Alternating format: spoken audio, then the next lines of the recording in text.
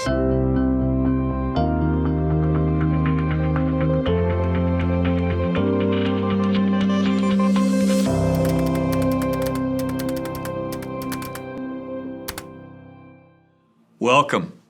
as we continue our study through the 10th chapter in the book of Ecclesiastes. And today, in Moments with Mike, I want us to return to a topic that we spoke of previously, and that is the responsibilities that are incumbent upon people when they are placed in positions of leadership. In verses 5 through 7 and then 16 through 20 in Ecclesiastes 10, we see the Peter principle at work, people rising to the level of their incompetence while ignoring the fact that there are people around them relegated to more menial tasks or seemingly in inconsequential positions of responsibility who are far better suited to lead than those that do. And when you look at this text, particularly in verses 16 through 20, there are some characteristics of behavior that I'm going to suggest unwise and weak leaders, although they may profess to be strong, they typically fall victim to. In verse 16 and verse 17, there is a life of indulgence. If you will, there is an overconsumption of life's pleasures. Sometimes leaders are more about eating and drinking and being merry and surrounding themselves with whatever it is that brings pleasure to them than leading in an effective way. Overindulgence is never spoken of highly in Scripture. And in fact, in the New Testament, we're warned that moderation in all things is the better road to travel.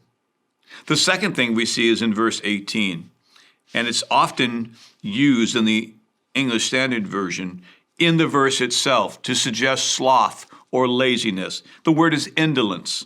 In verse 18, through sloth, the roof sinks in, and through indolence, the house leaks.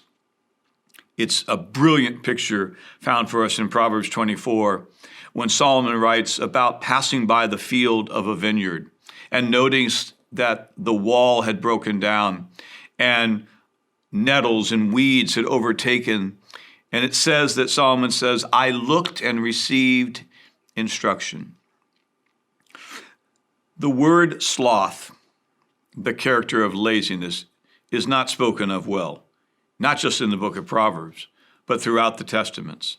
And sometimes there are people who are either voted into office in our democratic republic or who are placed in positions of responsibility whose work ethic is not up to the responsibility of the office.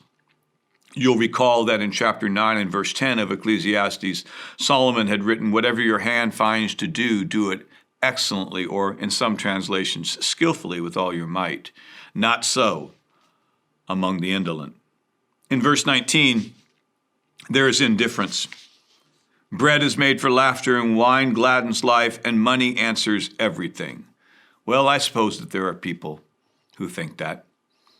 When your needs are being met, when your cupboards are full, when your closets are full, when you've been given a leadership responsibility and everything is provided for you, it's quite easy to turn that into it all being about you, the perks of the office, while the people that you've been elected to serve or the people that are a part of the nation that you govern lack. Time after time in my years of living, we've noticed that about some of the leaders of foreign nations that surround themselves with a life of just wealth, who live in the lap of luxury while the people they have been charged with the responsibility of leading and governing and providing for are left out. I would remind you that I don't believe that hate is the opposite of love. I believe indifference is the opposite of love. And woe be it to any people, woe be it to us, if we select people to leadership responsibilities or allow them to remain in office if they're indifferent to the plight of those around them. And then finally, in verse 20, there is indiscretion. Even in your thoughts, do not curse the king, nor in your bedroom curse the rich. For a bird of the air will carry your voice, or some winged creature tell the matter. There's a lot to that. It's a great word picture again to end the chapter, but it's about this. It's about indiscretion. How many times in my life have I said something, and as soon as it came out of my mouth, I wanted to grab the air as if I could somehow suck those words right back into my mouth? Or in the heat of a moment, have done something that was not appropriate for the setting, or thought myself to be alone, thought myself to be free of any listening ears, and yet only to find that I had said something and someone else had heard it. Indulgence, indifference, and indiscretion are not the pillars of a stable leader, and they do not serve a nation well. At the end of this time of Moments with Mike in this chapter, we know that we have lived through a recent presidential election.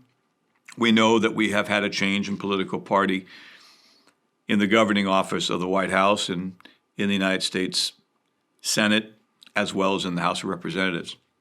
We know that. But we ought to be continuing to pray for them. We ought to be continuing to, if you will, voice dissent when we feel it's appropriate.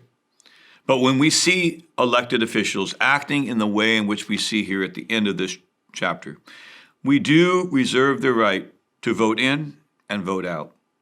We must hold our leaders to a higher standard of judgment, remembering what Jesus said, to whom much has been given, much is required. Those four characteristics, indulgence, indolence, indifference, and indiscretion, should have no place in the halls of leadership.